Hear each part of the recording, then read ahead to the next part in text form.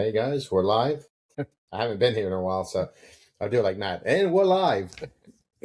So you guys know who we are. We got George, Casey, and myself, Kevin. Matt's gone, I think work, and James is still in the process of getting his studio house situated. So we'll start off with watches. What's everyone wearing? I'll go first. Since it was my birthday last week, my wonderful wife got me a new watch. I haven't shown you all yet, but I had kind of peeked at these several times over the years, and she picked this out all herself. I did not know it was coming, Kevin. I don't know if you helped. I didn't. No, you didn't. It's something that you would have helped on.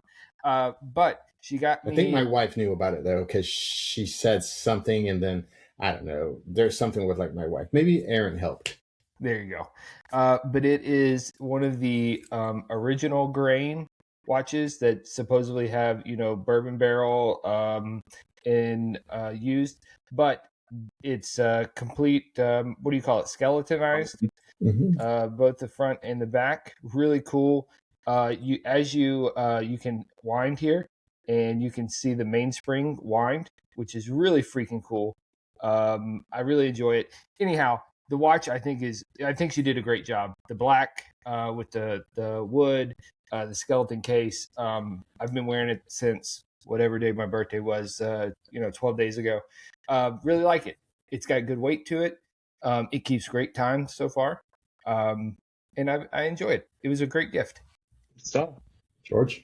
I have one of my Sheffields. So I think I've shown this before. Maybe when we were talking about like the value watches under 500, I might have shown it. But yeah, so Seiko automatic movement. I think it's what, the NH95? 35. 35, thank you. That's what they use in it. So yeah, it's this is the Spikes Car Radio special edition. They did a few of them. So this one actually came with the orange straps that matched the dial. Well, I can't even, I'm all weird now, so put it back on my wrist. So yeah, I went ahead and put on my own like NATO, right? The Bond style, but without, just gray and black. So yeah, I enjoy it, and I wear this one a lot. Those NH35s are obviously like awesome. You can't go wrong with that movement. Good value. I have on today Rolex. Let's see if I can. So classy. Rolex Submariner date. I don't know what the model was, but I know when I bought it, and I bought it new of 2018. Nice. So it's actually, I was looking at it, it's quite dirty. It's probably time to get a service, but I've seen some people that have gotten on that subject that they've had a watch and they haven't gotten service. It's like from the 60s or from the 70s, right? And the patina has faded the face. And that when I hear some of the people, they talk to me like, hey, if you would have got the service because they put all new parts on there, it would have been worth like $30,000. But because you didn't get service, it's worth $300,000, because it is still moving. So I don't know what the take on that is. I do have my first one was a Air King, and I was going to give it away to one of my employees for his 10-year anniversary of working for me. And I went and I got it serviced, so it looked brand new. But I kind of wish I didn't. I did not actually end up giving him that watch. I bought him a, I don't know, Datejust. So what's it called? Oyster Perpetual. Yeah. So with a Jubilee band or something like that. So, and I was going to give it to him just because, hey, I have so many watches, but my wife's like, no, that's your first Rolex. You're not going to give that away. So I agree with that. Yeah. I think that you can request when you send them in for service. You cannot. No, you cannot get your old parts back. No, not for them not to exchange parts. Yeah. Because obviously, if you like not to do polishing and stuff like that. If you like inherited your dad's watch, your grandfather's watch, I mean, I would hope that you wouldn't want to update that with new bezels and stuff. You'd want to keep that patina, but from what I can tell, again, I've never sent one in for service, that you can request no replacement parts. So yeah, and I've seen that too. I've seen where people have requested it and then they end up doing it anyways because it's kind of part of the program, or they polish it and stuff like that. The good thing is when they do it, I know my AP renewed the warranty on it. So I think I got another 1 or 2 year warranty on the watch again. I have yet to since wear it because I noticed like on the back of the Classic here, I'm always like, moving it for the mouse and stuff. Yep. But this one, I kind of beat this one up a little bit. Mine, I got a scratch on my Air King and I messed up the bezel. So that's why I decided to get it fixed. So now I don't want to wear it because it's like pristine. It's a watch. It's a tool, right? Yeah. Just like your cars. We're supposed to drive them, supposed to use them. Yeah. What are you guys drinking today? Go first. So I don't think I've had this one on here. Four Roses single barrel. But it's like, I don't know. I think it's a special, OESK recipe. I wish I could tell you what that acronym. I remember looking it up when I picked up the bottle, but now I forget. Well, your last two are the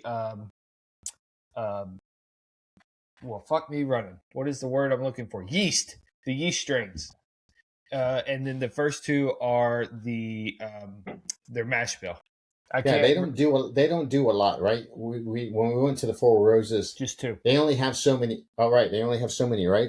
Two mash bills, but I want to say eight different yeast strains. We could be wrong about that number, but 8 seems about right. So and they're really the OESK mash bill. I just looked it up real quick. 75% corn, 20% rye, 5% malted barley, using the K yeast strain. There you go. And they're the only ones that I know of after all the distillery tours and whatnot. I don't know that anybody else uses different yeast strains to make different bourbons. They all kind of have their yeast strain, and most of them are very protective of that yeast strain. And if you read some of the history, I believe that some of the distilleries maybe that have like burned or gone away and come back have had to borrow yeast from elsewhere, and it changed their flavor profile a bit. But off the top of my head, I don't think anyone else changes up their yeast strain. And I would say from the tour, they're still the only ones that are still using the wooden barrels. Remember that? Yeah, the Cypress. Yeah. So, when we went on, all the other ones, all stainless steel or, big, they're all stainless. So these are the only ones that are still using, which I would think over time, even though I know they wash them, but you would think that wood would still absorb some of the, the flavors and release it. So, and they just got bought out. Didn't they get sold to a winery, right? Right. We talked about that. Yeah. Mm-hmm. It says 2 different mash bills, 5 different yeast strains from Four Roses. Interesting. I thought it was more than that. But regardless, that's what it is. That's what it is. And unique recipes. Okay. That makes sense. 5. Yep. All right. That's where the numbers come from. But their stuff is really good. And Kevin and I got 2 different bottles while we were there. And I've opened both of them. And I think they're both fantastic. Yeah. This was pretty cool because we went that was the one we went 8 a.m. Mm-hmm. We were the first ones, and then we did the tasting, and Casey was like, just go up to the front, ask if they have anything like special, and they did. They were like, yes, we do. We have to get it in back. So I think they had 2 different types maybe, or just one that you can only get at the distillery. So we both bought one of those. That place was pretty cool because I remember that's the place that they had all kinds of little trinkets at that place. And they had that nice bar that we enjoyed drinks at like 10 o'clock in the morning. And like that Spanish hacienda type of art. Yeah, and they're the only ones that have that sort of style. And they talk about why they chose that style. Yeah. Well, the guys, they wanted to bring that to Kentucky. Remember, they're trying to bring the Sierra Nevada, style to Kentucky, but it just didn't take. Obviously. Like that style would never work in Kentucky, and it's the only reason that it's there. Yeah, but very good distillery tour. It was we went in May, but you can feel how we hot. went on June 24th because that was my anniversary. That's right. You should know that very well. But you can feel how warm those mash rooms are, where they have the mash tanks. Like, it's really warm and very aromatic. You can smell it out in the parking lot. It was really cool because as Kevin was saying, like, they how they do it is still kind of like the old way with the open mash tanks and that sort of thing. So it's a very good tour. Maker's Mark. Yeah, me and Casey were there sticking our fingers in the mash. They were just like, and it doesn't taste good. No, I think the hottest one was Angel's Envy. That one was like, I mean, oh God, they had no ventilation in that place. Yeah, at least the other one was like they had the windows open and like stuff was going through. But Angel's Envy, man, it was like, oh jeez, I'm sweating just think about it. Yeah, well, we were making comments about how the poor guys giving all the tours. I mean, it was probably 100 degrees. I mean, it was warm.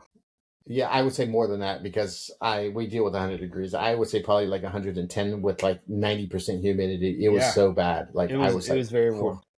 Yeah, especially when you start drinking, and well, for us, I think that was like our number like 5th or 6th one that day, and we were like, oh God, like we don't feel good.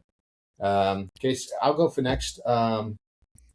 So I am drinking Peerless. Nice. So what is that? The straight rye? Yeah, straight. Yep, it's 113 proof. This is small batch, which we all know that doesn't mean anything, but this is hard to get here in Florida. Is it hard where you guys live?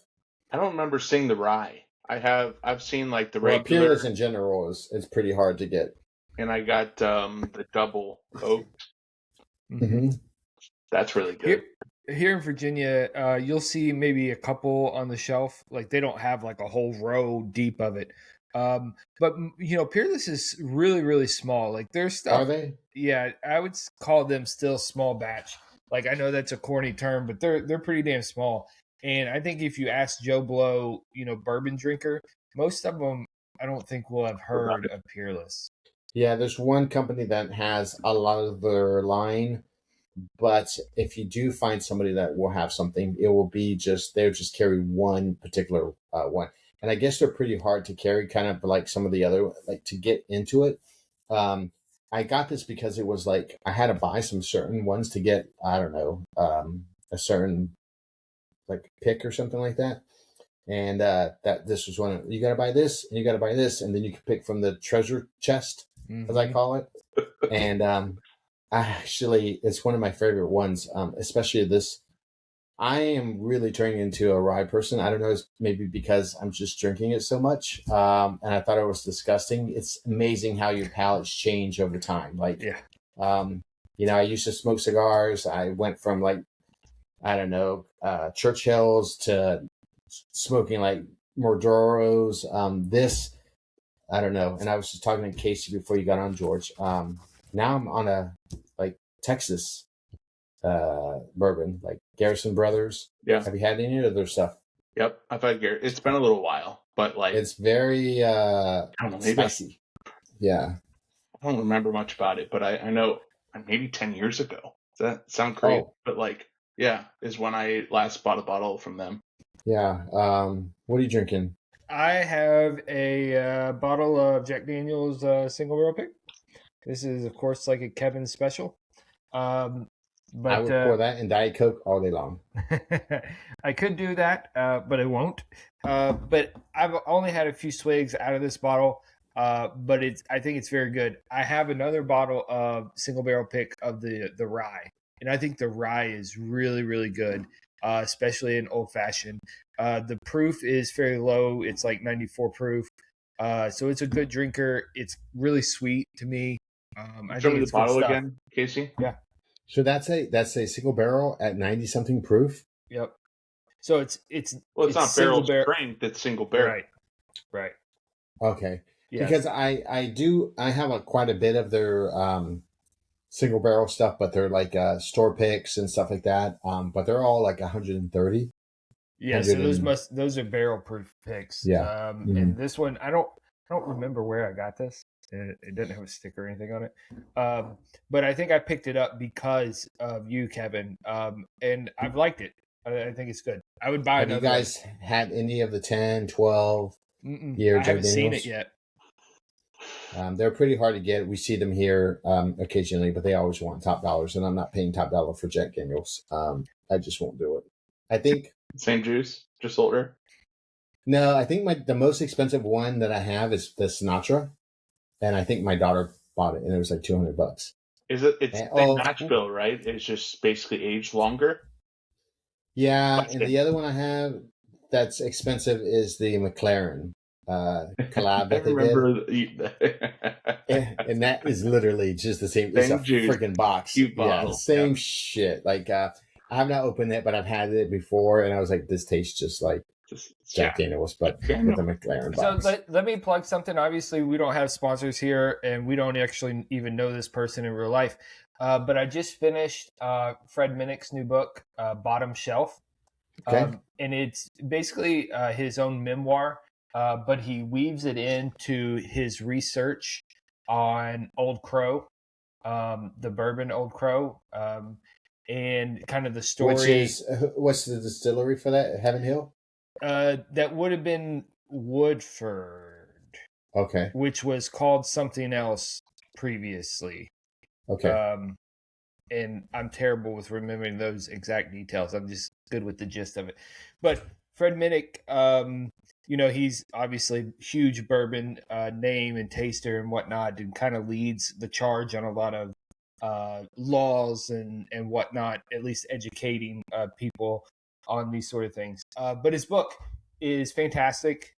He's got some very kind of deep, emotional, personal stories in it, obviously being his own memoir about getting out of the military, kind of suffering through some of the life changes of going from military life to personal life, how he meets his wife, his children, and kind of how all that transformed into his current bourbon career.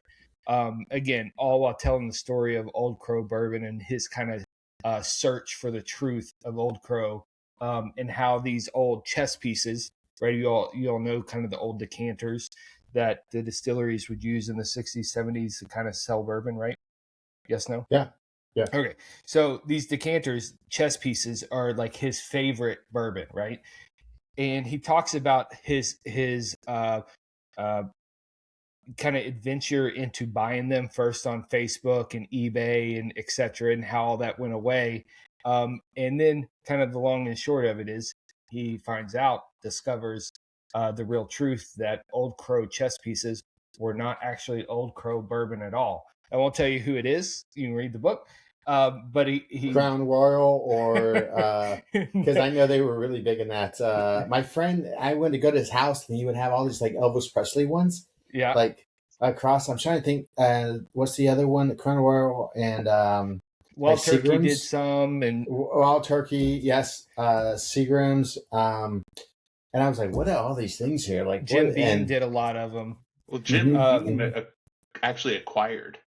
Well, right. And so he discusses a lot about that, because kind of the story goes that Jim Beam bought it because it was their biggest competitor, and then they threw it in the shitter and made it a bottom shelf bourbon, which is not the exact real way it happened, but kind of it happened that way, Right. But it's a very interesting story, and again, how Fred kind of weaves it in and out of his life, and kind of the parallels of some of the aspects of this 50 years of bourbon that this Old Crow went on, etc. Anyway, good read. Did you read this book, or was it an audio? I'm an Audible guy. Yes. Okay, and so Fred Minnick reads it to you as well, so it's in his own voice. Nice. But I like Audible, right? I can listen to it while I'm driving down the road, and I'll tell you, I've gotten really good. I decided that I would start slowly upping the speed on all my content I listen to. And I'm at like 2.0 now, and I can crush content now. And it's fantastic. It's great. And you kind of learn that you teach yourself to listen to it, and you can comprehend it just fine. It's really good. Yeah. Anyway, Fred Minnick's book, Bottom Shelf. It's really good. All right. So we went over watches, what we're drinking. So let's go on the topic today. So today that the Sotheby's, RM Sotheby's Magnus Walker Outlaw Collection closed today. Today's 25th. Today's the last day. So I knew about it, but one of my clients actually won one of the cars. Wow. We'll talk about that later, but we're going to go kind of some of the cars and see if you guys think it was worth it. And I think there's like 18 cars. So I was freaking out there for a minute. I was like, what's going on? This black screen. So the first one, 1980 Porsche 924 Turbo, sold for 14,850. Kind of a weird car. I know it's the second, most it talks about it right there. Second ever turbocharged car back, before the 930. He says this was his first water cooled car. So, do you guys think a lot of these cars went for more money because of the promenade of Magnus Walker? Well, I think a car like this one, I don't want to say all of them yet, so we can kind of get into the different ones, but I think this car, as you said, is kind of an oddball car. I don't know that it has much of a following in general, at least not in any of the kind of Porsche world that I'm in. I think this one's kind of cool. To me, it's cool just because it's different and it's not well known. So that's why I kind of like it. But I don't know that I've been up close and personal with one. And it does seem very well kept from the pictures that I've seen. Yeah, I'm trying to find some interior shots to kind of get a feel for it. It has the Porsche interior, which is kind of, that's, I think OEM. Just a quick look up. It looks like over like the span of like the production years, right, which was 79 to 82 for the turbos. Right. About 14,000 were made, right, over those model years. Yeah, like I like that picture right there with the tachometer, how it actually goes from the right to the left. Little things like that. Plus the green dials, which I know personally, like Singer does that. They've kind of gone after that green look. They did it on their tach if they didn't actually move it, right? Because you'll see that in some like race cars, they'll move it so that the view of like the tach is in the part that you can see better through the steering wheel, because you're always in that top right third or half of the range. But in this particular case, the dials moves. Normally it moves the other way. Yeah, it sweeps this way. Yeah. So it still swings clockwise. No. Yes. It does, but the number starts at 3 o'clock and ends at 9. Right. I understand what you're saying. I'm wondering if it was that way from Porsche, or I think so. I think it was like that way. The gauge, so it was right, because I've seen people clock the gauge, right? Maybe 180 degrees or 90. But if you look at the 1, 2, and 3 digits, facing up. Yeah. That is the giveaway. Yeah. But when you're looking at this gauge cluster, and I'm trying to figure out like is how engaging of a car is this, right? Number one, to me, it doesn't rev. It's got an 85 mile an hour odometer, or excuse me, speedometer.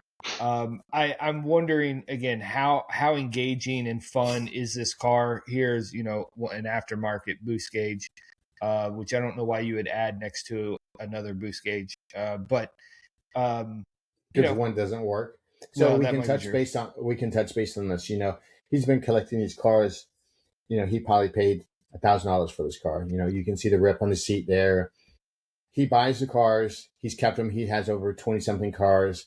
He was the guy that was buying these cars because he liked them. I listened to some of his podcasts when they were super cheap.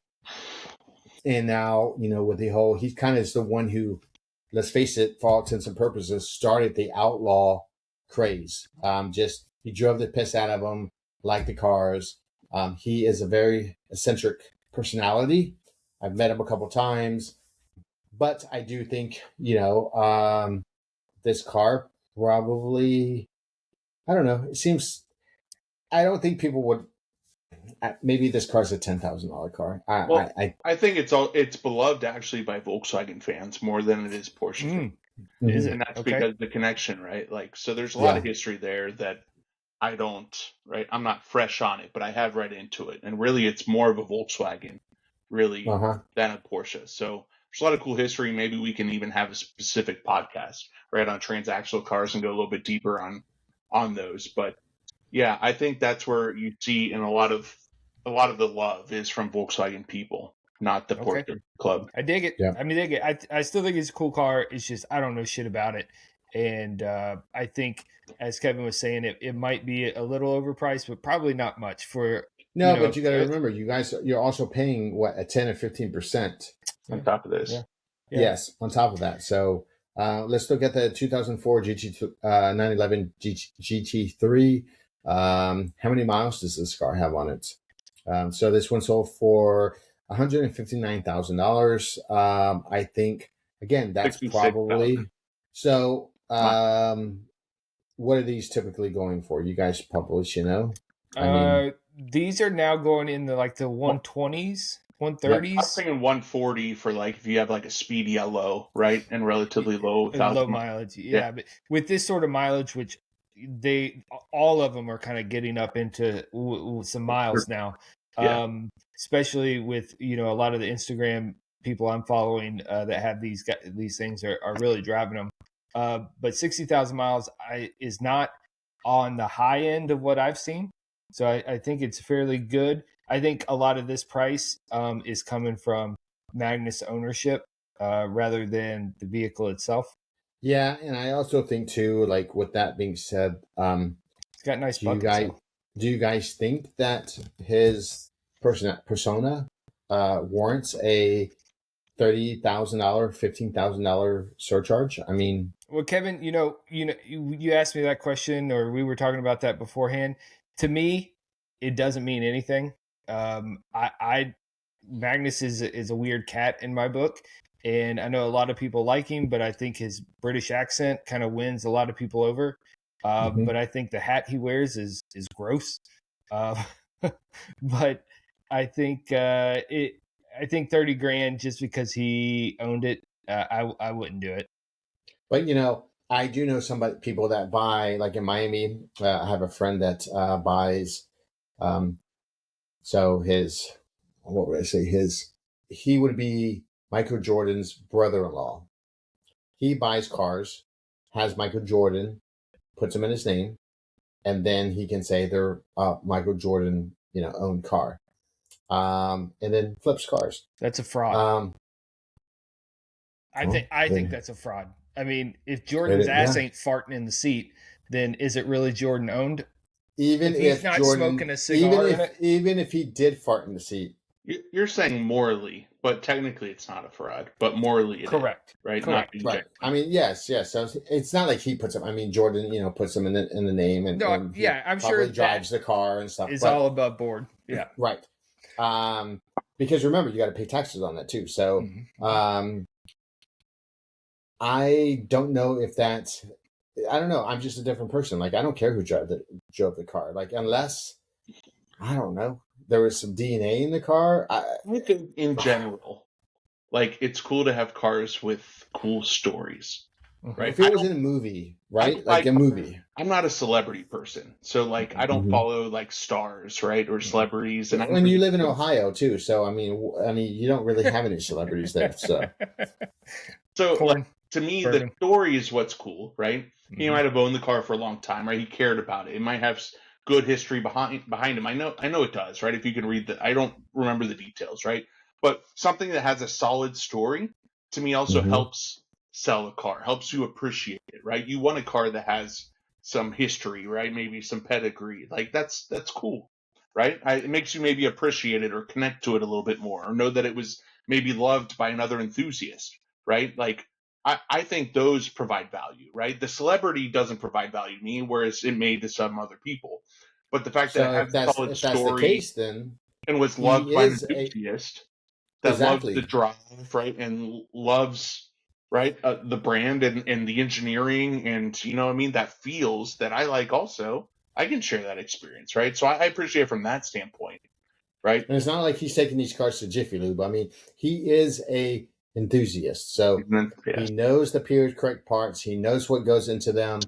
I do definitely think maybe for what he's known for, which we'll get into some of those cars in a minute, those are probably, I think, would be a collector car, especially if he keeps on doing... This GT3, he's pretty well known for too, right? Don't you think? Yeah. No, you don't think so, George? I don't. No, he's G-Body Outlaws. Yeah.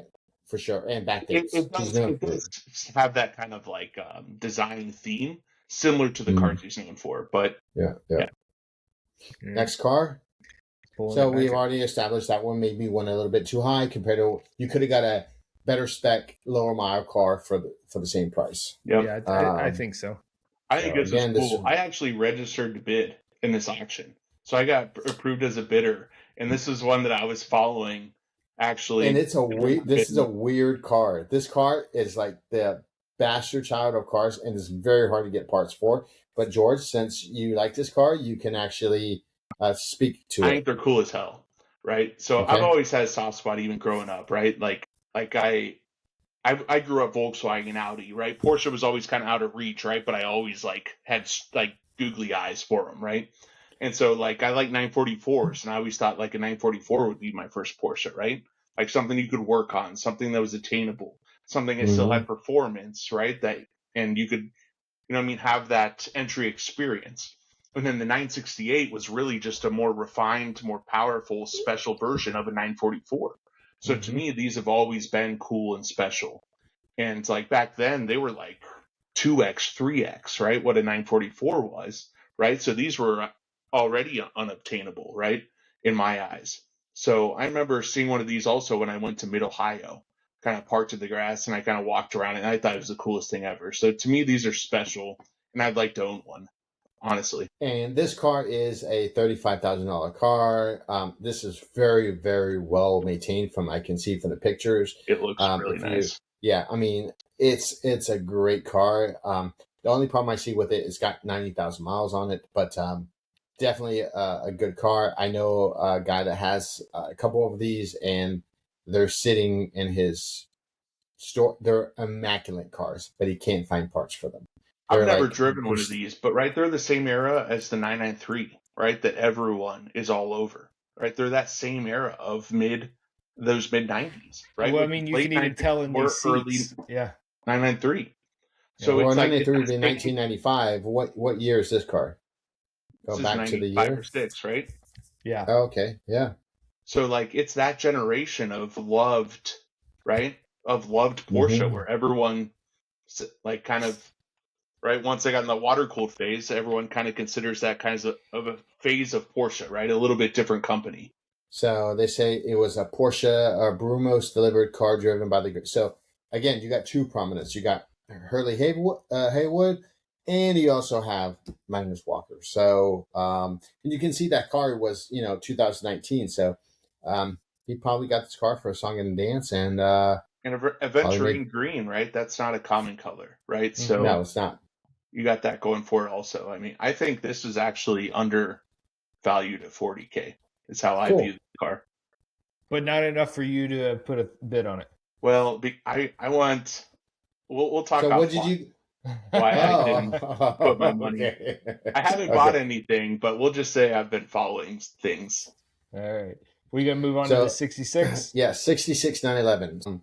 I wish James would have been here because he would probably have a little more insight in this car. Is it a short wheelbase? Let's see if it says. Yep. I know there's a way to tell. Okay. Short wheelbase right here. Yeah, so pretty highly desirable. And that color is desirable.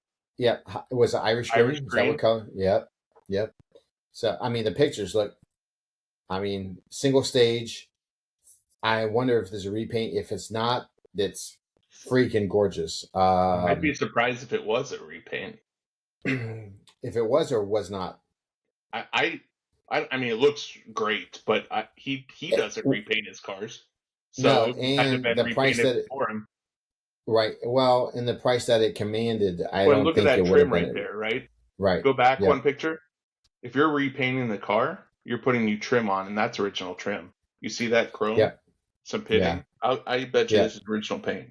So those are actually not chrome; they're actually anodized. It probably says this in the article, and everyone's like, "Hey, dummy, you would just read it." Yeah. Great steering wheel. The seats. How many miles does this car have on it? Because this thing does not, for a 66, which is probably one of my favorite years, even though I don't like 66 Porsches, but I've had a lot of 66 hot rods. It looks. It says 14,267, but it very well could be 114. Again, it might be in the article. Yeah. So what does it show on the 14,000. Oh wow, that's It wears a repaint. So there you go. It's repainted. It is a repaint? Okay. But it was factory Irish green, so it was repainted in its factory correct color. And it's number matching from an engine and gearbox standpoint. Yeah, but I mean, most of these cars are normally from what I've seen, numbers matching. So it does have a numbers matching engine, but currently fitted with an earlier type gearbox, 901 gearbox. So I think this went, and I wish James would have been here because he could tell, but I think this went way over. I think people saw the paint and maybe didn't look that it was a repaint, because I know people that go and they have the paint meter and they're looking. This would be, if this car was an original, and again, I may be talking out of my ass and people are like, you don't know what you're talking about, Kevin, but facts are optional. Yeah. So I think $200,000 for a 1966, with a repaint, I think if it was an original car, yeah, I think it would be. I agree, Kev. I'm not there on it. This is almost too old of a 911 for me to drive and enjoy. This would have to be like my fourth, fifth, sixth kind of sort of 911, because I don't know that the way I drive and the way I enjoy driving that I would have enough fun in this car. I could be completely wrong. I've never driven a 66 or let alone this old of a vehicle. Well, my first car was a 64, but I don't have much familiarity with this old of a vehicle, and I'm not sure I would enjoy it as much as it could be enjoyed for $200,000. There's a whole host of cars that I would probably buy before this.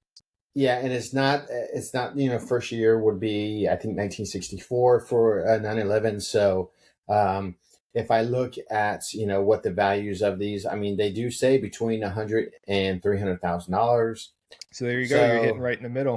But that is with exceptional examples. So yes, you're hitting, well, I guess you are hitting the middle, but they're saying usually 122 while fully restored and can do $200,000 and rare variants. So again, you're kind of, yeah, well, I think you're kind of, I'm from what you're saying, I don't know which article you're reading there, but to me, this is probably priced around where it should be, maybe a little high because of, again Magnus. $40,000 above. Now you guys got to remember, so I don't know what, but 10-15% above that price that, a buyer is paying for this as well. Yeah. So, I mean, 10% on $100,000, there's no chump change. I mean, it's $10,000. So 200,000, that's $20,000. So, yep. What do you want next? The next one would be, I don't know, I don't know how we do it on time. I don't know if we can go through all these. You got any big ones you want to hit? I mean, what you guys gotta? I want to make sure we get the 996 GT2. You guys want to do the flat nose wide body conversion? You guys were talking about that earlier. Where is it? Right here. Yes. So that one for $50,000. I think that was a great deal. I think you could. It's a 2.7 MFI. I think you could take that car and change it, and it would be worth a lot more money than that. So, and I think that was right, but it was done like period correct conversion, right? Like yes, but I don't know if it's steel body slant nose or fiberglass slant nose. They're fiberglass. Yeah. I mean, you could take that car and probably put it back to kind of period. I think that's a good deal. I don't know what the interior looks like, but I think that was probably at $50K, the car you just get and you have fun with, right? And you appreciate how unique it is. Yep. I mean, I think that car maybe definitely. It comes with a hat for Casey. It does not come with a hat. I'm sure that's his hat that he. Let me spray it off. I mean, the interior. There's a lot of pictures of the hat in here. I don't know. He reminds me of the old guy with the cane from fucking what's that, like Lord of the Rings or some shit like that. I mean, he just has that. Yes, exactly. I like him because I think he's genuine, right? And he holds on to his own brand, and I can appreciate that. And he's such a nice guy. Like I talk to everybody. He's very quick, but he definitely makes a point to like, hey, talk to you. He's not an asshole. Very nice guy. So, I mean, he could be a pompous. he's not. He's definitely just a nice guy, like genuine guy, like you said, George. So for me, I know this will probably show my age or whatever, but to me, I see slant nose cars and I think of turbo cars. I think of a 930, and I know this isn't exactly the slant nose 930, etc. But for me, when I see slant nose, I need some power and some turbo stuff. And obviously, you're not getting that with the 2.7 here. I'm sure it's period correct. I'm sure it's awesome. I'm sure it sounds great. But when I see this car, I need something powerful pushing it down the road, and I just don't think you have. And what that. year is that car? 73. This is 74. There you go. So that would have been the first year of a 930, I believe. Again, this is just me, right. Talking shit, right? So I think that's the first year. That is the first year of the G body. So I think that is the first year of the 930. Well, hey, so while we're on that subject, let's jump to the next car, which is the 1976 Turbo 930. Sorry, I wasn't prepared for that, but I'm going as fast as I can. One row, it's the blue one in the next row. Next row, blue one. There we go. Beautiful car. There we go. 76, 911, 203, 500. Minerva blue, sunroof delete. I mean, this is cool. Kevin went on break here, but I think the color's awesome. I think the sunroof delete is unique, and I think it's a pretty badass car. But I still think 203 is punching above its weight. I don't know. I mean, 930s are pulling a number. So you have also a pedigree of like Ron Emery. There's a story there telling him that he liked the car. The wheels are, they're aftermarket, but they're his collab aftermarket. Yes, they are. So I mean, the paint looks phenomenal. Again, it's repaint. I'm for sure. Great car. Let's see the interior shots on there. That car. I think that car actually is a little bit on the low end. I mean, I think that's so. How much did that car go for? 204. Let's just say 204. So one of my clients bought one of the other cars for 225. I would have bought this car. To be honest with you, I would have bought this 930. Look at the mileage. So it is going to be. So is it a gray market? It looks like it's got kilometers on there. So it would be a Swiss delivery ROW car. What is it? Swiss delivery, Switzerland. Exactly. Yep. So you're going to have higher compression. But look. This is what bothers me. I'm paying $204,000. I don't get carpet on like. I don't know, man. Like if this is my car and I'm the only thing that is missing is the mat. That's all that's missing is the mats. All right. Yeah, nothing I can't fix over the Asphalt Killers. that's true. AK could fix up this little rip here too. Yes. I don't think that's so. I think this car wouldn't have came with. It probably would have been a maroon. Yep. That car. I think he just kind of. What the hell is that in the middle of the? What is that? Oh my! A temp sensor for a transmission. Yeah. Oh my god. Yeah, because who's gonna look behind you as you're driving? Yeah. I don't know. I've never seen that. I've never seen it either. Here, you got 4 screws here to access the transmission. Yes. I've never seen that. This might be some little thing. That is normal. You actually have the coupler, shaft coupler there. That's to change it out because it's of bushing. But no spare tire. And okay, what we got?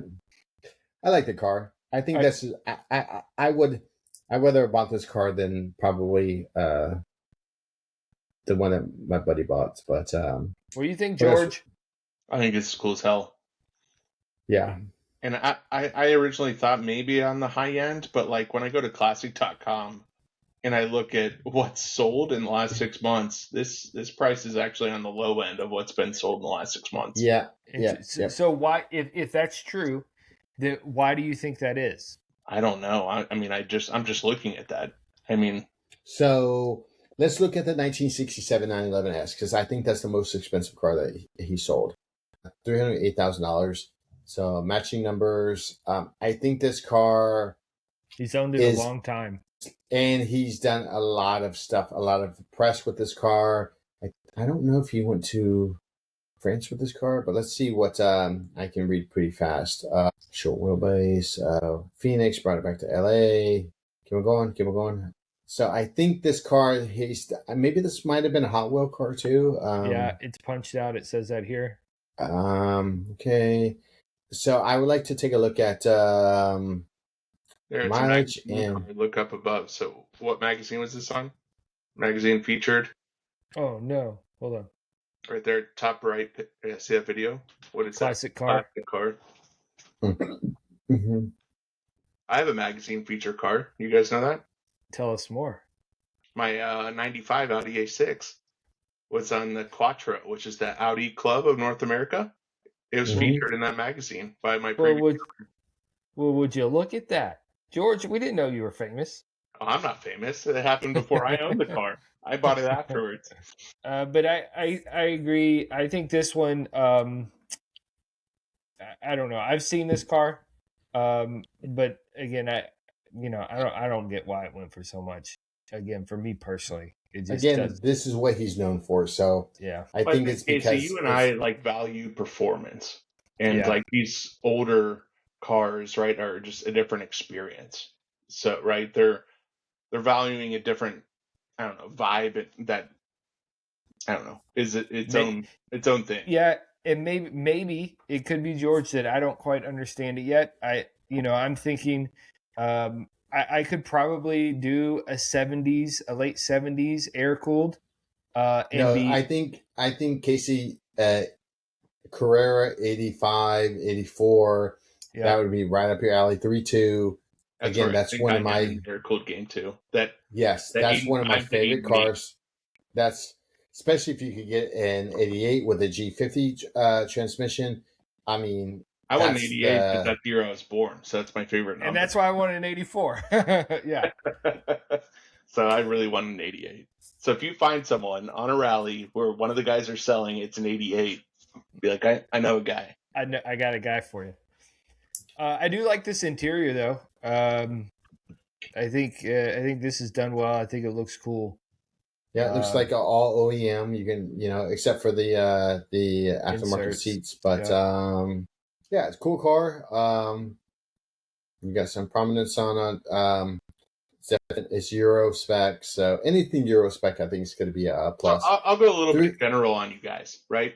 So we've seen as generations pass, right, as get older, right, they get a lot of money and things boom, right, that they've always coveted, but then things pass, right? Like look at maybe the muscle car phase, right? The Corvette. Let's look at the Corvette.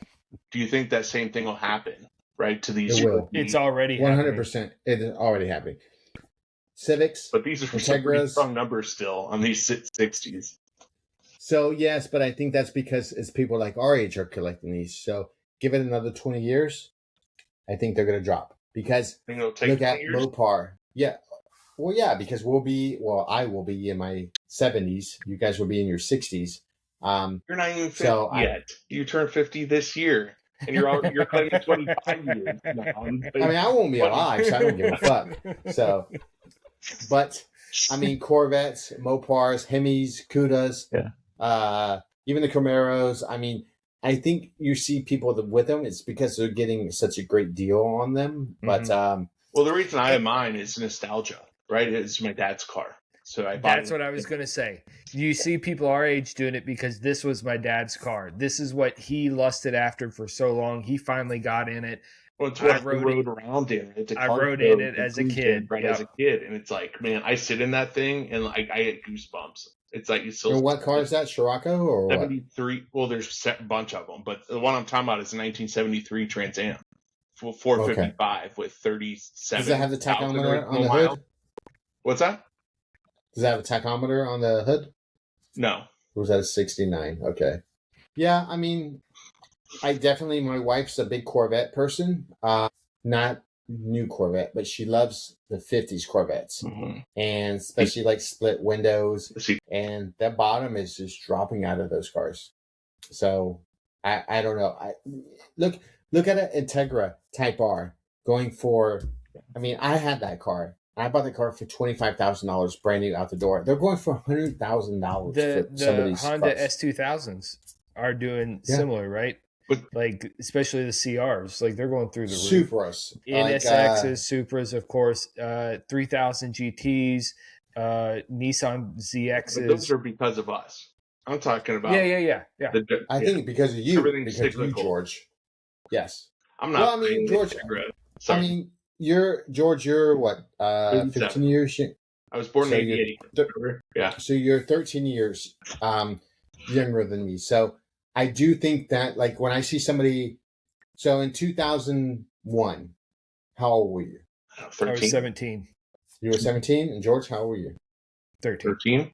So that's like, I mean, the Type R, everybody wanted, like, you know. I wanted a B5X4. A what? A B5X4. And I bought one.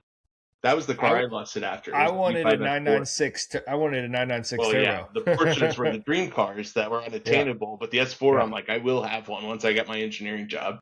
So I did want an RS. What's the one that I talked to you about? The blue one, RS4 or something like that? Or 4. I think I was talking to you about, George. The one that it was like blue for Audi. They didn't make a lot of them. Like, I remember that car. But I think for me, it was, I don't know. You had one? No, I wanted one. That was like the car that was like. What year was it? I don't know. Would have been probably, 96? There's RS2. There you go. Yeah. That's the car that I kind of wanted. I have always been a car person. That's the same engine that I have in my S6. Yes. I think that's what we talked about. Well, mine's all upgraded with RS2 parts, but yeah. So I was always been one of those guys that, like, hey, I had a super cool car when I was growing up. I mean, I wanted a Vector. Is that what it was? I mean, they were made in California. They didn't make a lot of them because I had the poster from like the Scholastic Library, like back in the day. Yeah. But I don't know if, like, I believe they had back in your day. Holy moly! Yeah, they had that. I bought the poster. I had it in my room. But other than that, I never was one of those guys that's like, oh, I want to have a Camaro or Hemi-Cuda. Yeah. I always wanted something like weird. And Porsche, not even on the radar. I'll be honest with you. I mean, I was Audi RSs and 911 turbos and Lamborghini. What's that blue color for the RS2? What's the name of the color? The RS2, I think that's Nagaro still. Nagaro got really famous for the B5 S4. Yes. And Casey, what would have been your car kind of when you were a kid? When you were like 17, 18? So, the first car I ever like truly recognized was a 993 cab. I'll tell you why, because I remember it distinctly. And I may have told the story on here before, but I was probably 8 years old. What year? You're not driving at 8 years old. We're talking about like 16, 17. Okay, fine. At 16 or 17, I wanted a 996, and all I could. Yes, that is what I wanted. I bought a Miata, and turbocharged it, and I found one 996 to drag race me, and it must have been a standard Carrera because I beat it. And I was so happy. And then I still looked at my Miata. I'm like, oh, a Miata, I'd still take a Porsche.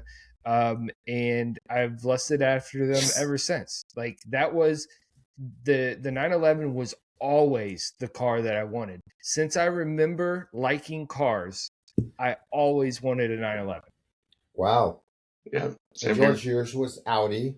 Well, Audi, Porsche and Lamborghini. Those were like the three, right? Right, yeah. Is Lamborghini the Countachs? We had one locally.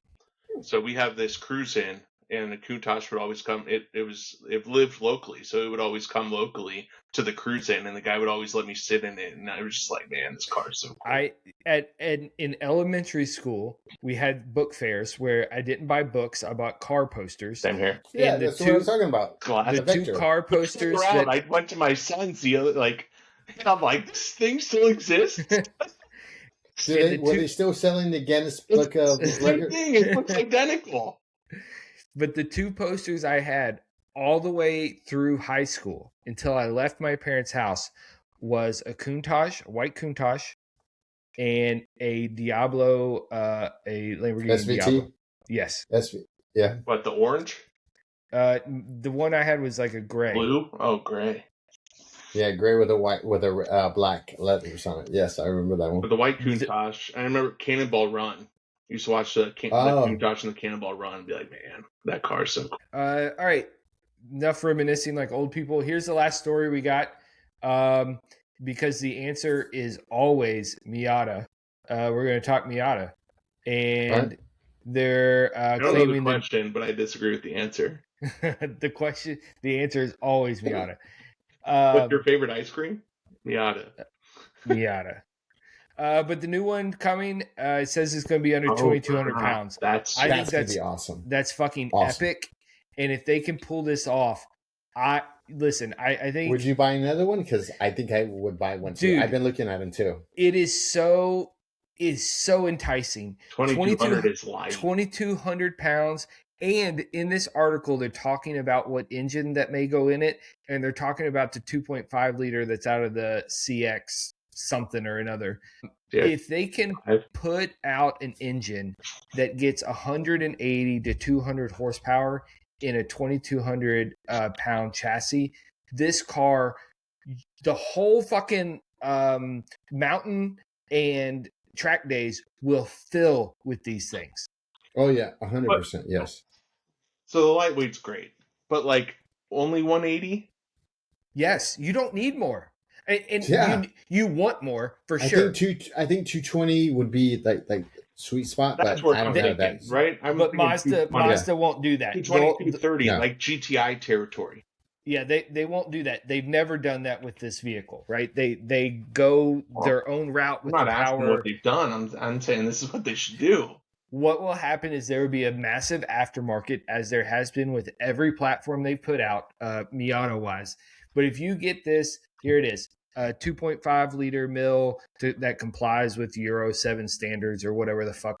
And it can put out good horsepower, and then there's some aftermarket support of a small turbo like they've done on the Miata for years, or a small supercharger.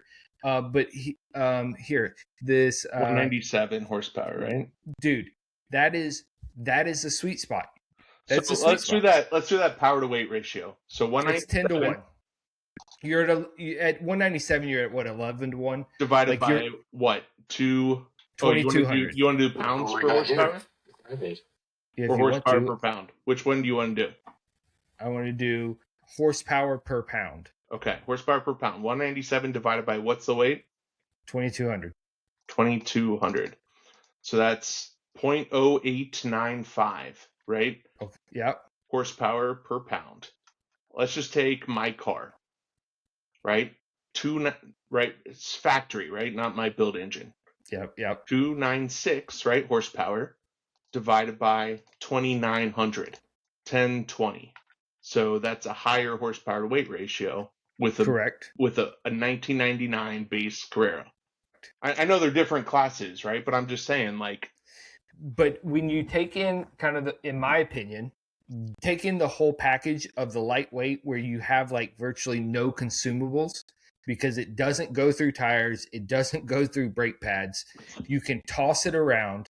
It's again, it's 2,200 is definitely a different ballgame. I agree. I hate to use this language. 26 or like that, not that much difference, right? That's a whatever, a George, right? Yeah. Right, but 2,200, that's another level. Yeah, because when you get up to that 25, 26, you can say, oh, well, 3,000. Oh, that's there's no difference there, right? But 2,200 is significant. Have you driven like an old school Miata, like an NA? I don't remember what year. So I helped a buddy put suspension on one in our shop, and then I test drove it before and after. Dude, they're so fun. They're so balanced. Even under like my first, I don't know, 4 or 5 track days was in a completely stock Miata.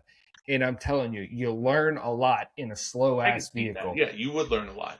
But in a 200 horsepower, 2,200 pound car, I think they could crush it with that market. It needs to be 200 horsepower though. Well, I think you can get that with a map, right? Don't you think? With what? Changing out the map, like doing a tune.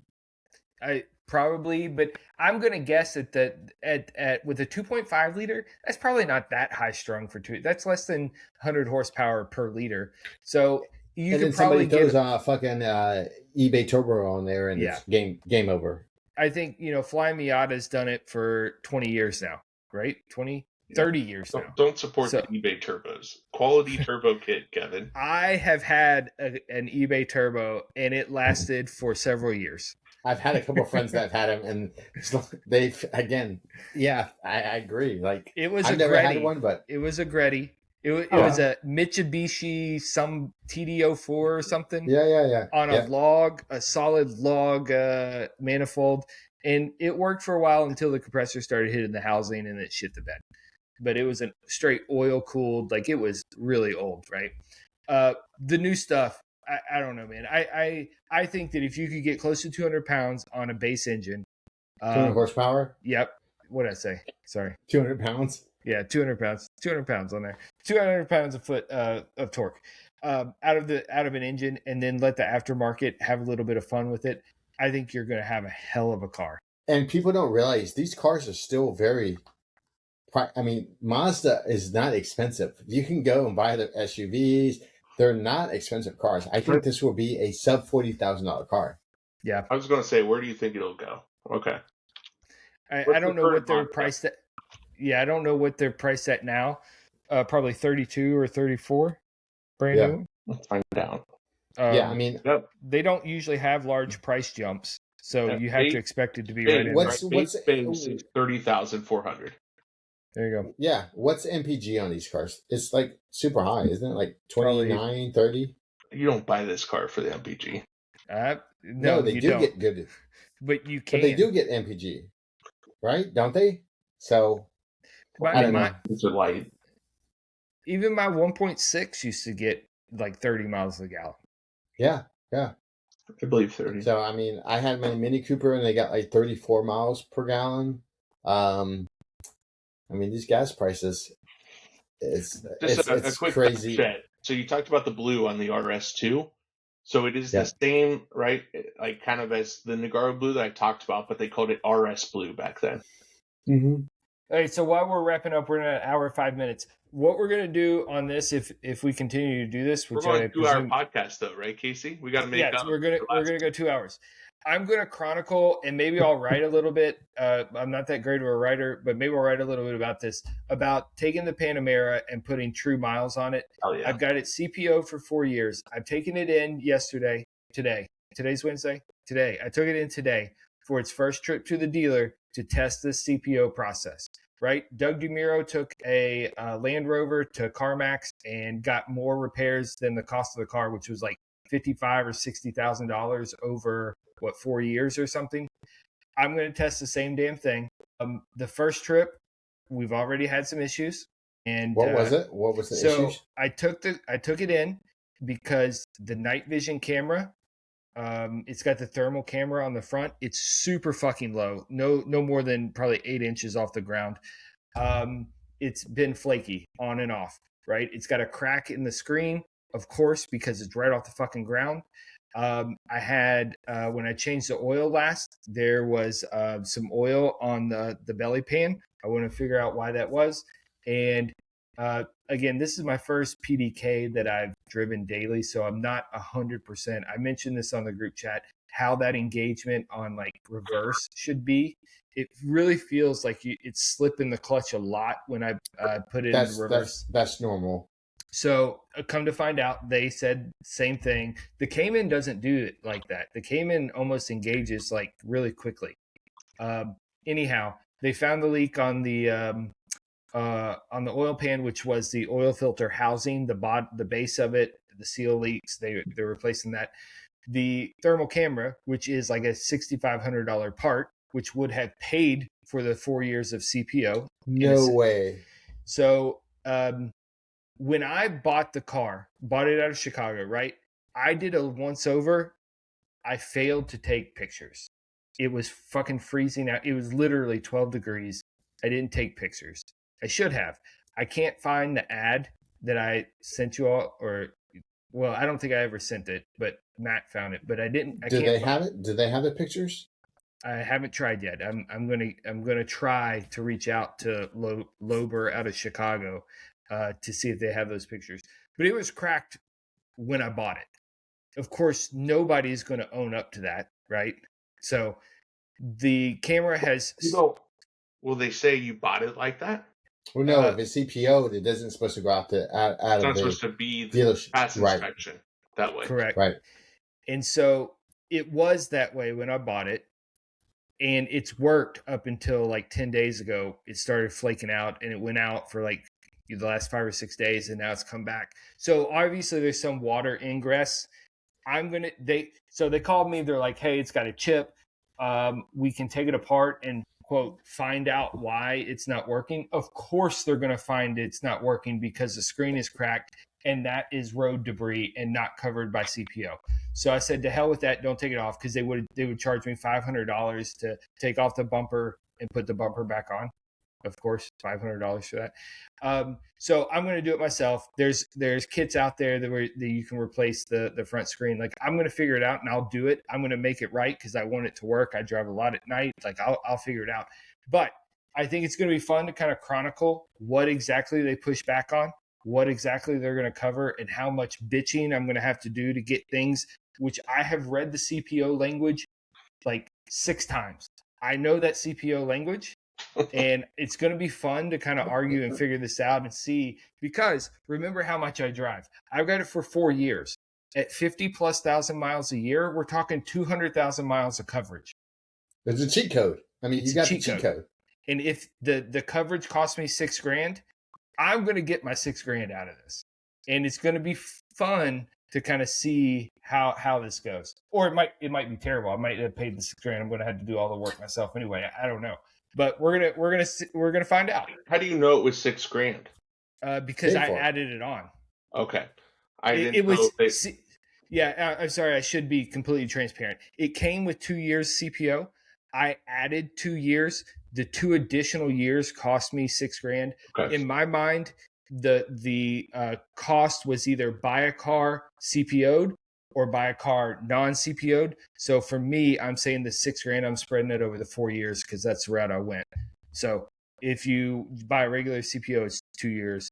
But they wouldn't charge you $500 just to take a bumper off. So yeah. So it's I'm kind of excited about it because I know the mileage is going to come, and I'm doing that anyway. You're excited about it because you're going to get it over on a Porsche. I'm not getting it over. I'm taking advantage of the program. You're using the program. I'm using the program. I paid for it. Do you like the car compared to... and the other thing is, do you still have your Cayman or your Cayenne? The Cayenne is currently out here, yes. It's for sale. Anybody wants it? I've got $4,500 on it currently. Yes. And it just needs a transmission? No. It front diff. A front diff. But I don't even know if that's true. More to come after next weekend. But anyhow, yes, I drove Ashley's Cayenne, which is the diesel, the 958, the 14 diesel. The seating position in a car is so much better than an SUV. Yeah, of course. But when you sit in one for an extended period of time and don't sit in the other, you feel like you're a Bigfoot. Yeah. It makes, if I feel like I'm sitting in this chair in the Cayenne now, and I literally haven't driven a Cayenne in 2 months. And so then going from the car this morning when she picked me up and sitting in it, it's quite the change. It's quite the change, but I'd much rather sit in a car. But the mileage has been fantastic. I'm getting like 30 miles to the gallon over, my drives. So with this price increase of fuel, it's been exceptional. The old Cayenne was getting, 15, 16, 17, depending on which direction I'm going and how the wind is blowing. And so it's been so far so good. Good. All right. And on that note, I guess we'll see The only you guys. bad part about having a CPO is you can't tune it. You're right. I'm probably going to do it. Don't talk. Don't offline. That's not my conversation. That's true. You're right. There's no tuning. No, I'm not doing a tune for that very reason. Yeah. You're 100%.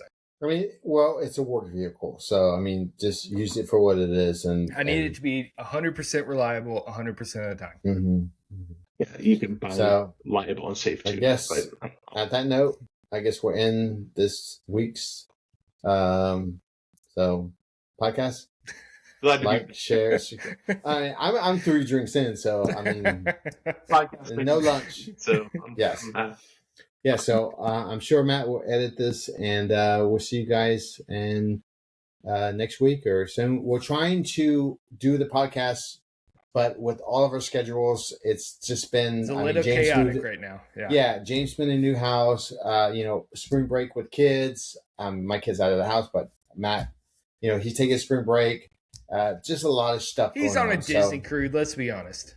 Yeah. So, we'll try to keep it up. And I know I can fill in only when I run 3 businesses. So it's pretty tough for me right now. So, but today I picked up the torch and said, hey, let's go. So go to asphaltkillers.com, buy some shit. Yes. Then I can be on here more. So actually, probably not, because I'll have to ship you guys packages next day. So on that note, we'll see you guys. Like, share, subscribe, and talk to you guys later. See ya.